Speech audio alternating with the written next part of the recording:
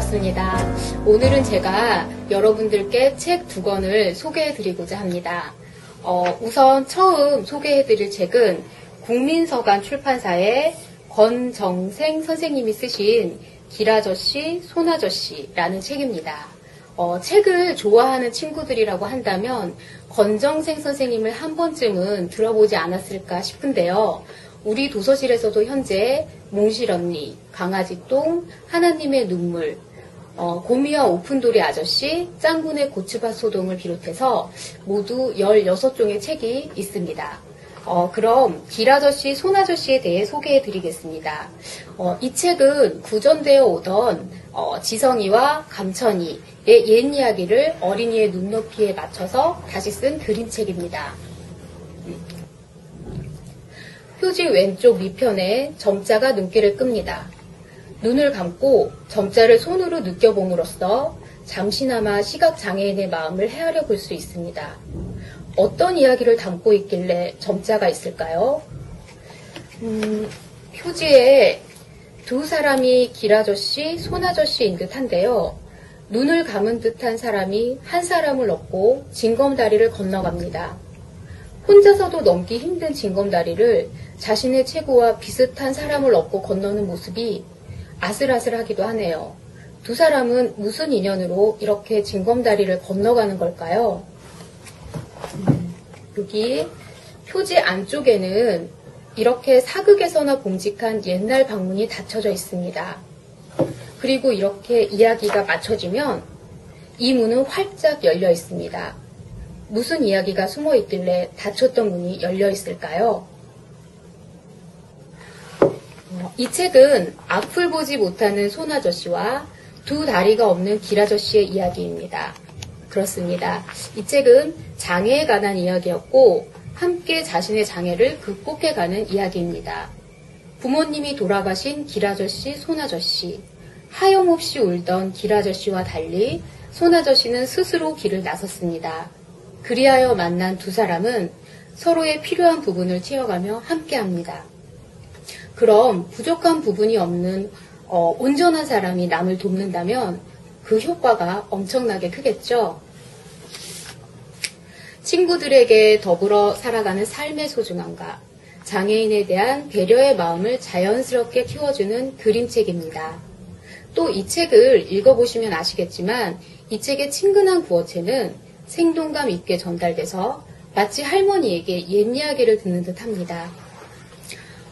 이 책의 그림은 김용철 작가님의 그림인데요. 1학년 권장도서였던 헐헐 간다에서도 두 분이 호흡을 맞추셨습니다. 선의 유연함과 여백의 미가 어우러져 그림이 전체적으로 편안하고 간결하지만 내면을 잘 드러낸 그림은 한층 이야기를 풍부하게 합니다. 또한 옛 조상들이 쓰던 물건과 생활 모습은 친구들에게 옛 정서를 느끼게 합니다. 자, 어떤가요? 이제 이 책을 읽고 싶은 마음이 생기나요? 만약에 이미 이 책을 읽은 친구들이라면 이번 주말엔 권정생 선생님의 또 다른 책을 읽어보는 건 어떨까요? 이상으로 권정생 선생님의 길아저씨, 손아저씨 책 소개를 마치겠습니다. 이번에 소개해드릴 책은 미래아이 출판사의 유다정 작가가 쓴 투발루에게 수영을 가르칠 걸 그랬어 라는 책입니다. 분류번호 808.9로 우리 도서실에서는 그림책 서가에 정기되어 있습니다. 고학년이라면 왠지 딱딱하고 두껍고 많은 지식을 담은 책을 읽어야만 할 것 같은 강박관념으로 책의 재미를 느끼지 못하는 친구들에게 이번엔 재미난 그림책을 소개해드리고자 합니다. 투발루에게 수영을 가르칠 걸 그랬어. 여러분은 이 책의 제목을 보면 어떤 것이 떠오르나요? 사실 저는 제목만 봐서는 투발루라는 친구와의 우정 이야기나 또는 수영과 관련된 에피소드가 있는 이야기책인가 정도로만 생각했습니다. 그런데 이 책을 처음 펴는 순간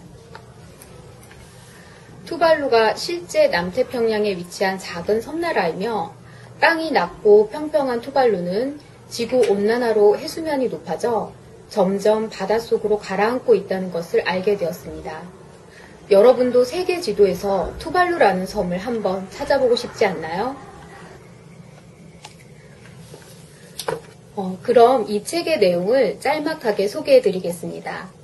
이 책은 투발루에 사는 소녀 로자와 나라와 같은 이름을 가진 고양이 투발루의 우정을 그리고 있습니다. 로자와 고양이 투발루는 무엇이든 함께 했지만 투발루가 싫어해서 수영은 할 수 없었습니다. 그러던 어느 날 로자의 가족은 다른 나라로 이민을 가기로 결정합니다. 점점 가라앉는 투발루에서 더 이상 살기 힘들었기 때문입니다. 그런데 투발루 섬을 떠나는 날 고양이 투발루가 보이지 않습니다. 로자는 애타는 마음으로 투발루를 찾아다니지만 결국 찾지 못하고 비행기에 오릅니다. 그때 저 멀리서 투발루가 보입니다. 비행기에서 멀어지는 투발루를 보며 로자는 안타까워합니다. 투발루에게 수영을 가르칠 걸 그랬어. 저는 투발루에서 투발루와 함께 살고 싶어요. 라고 말합니다.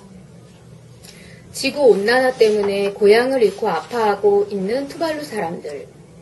그들의 아픔은 모든 지구 사람들의 아픔일 수 있습니다. 가라앉고 있는 섬 투발루와 수영도 못하는 고양이 투발루.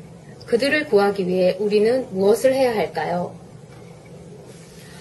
이 책과 관련해서 지난주 3월 11일 조선일보에 실린 EBS 세계의 아이들 사라져가는 투발루 미래는 있는가 라는 제목의 심현정 기자가 쓴 기사를 읽어드리겠습니다.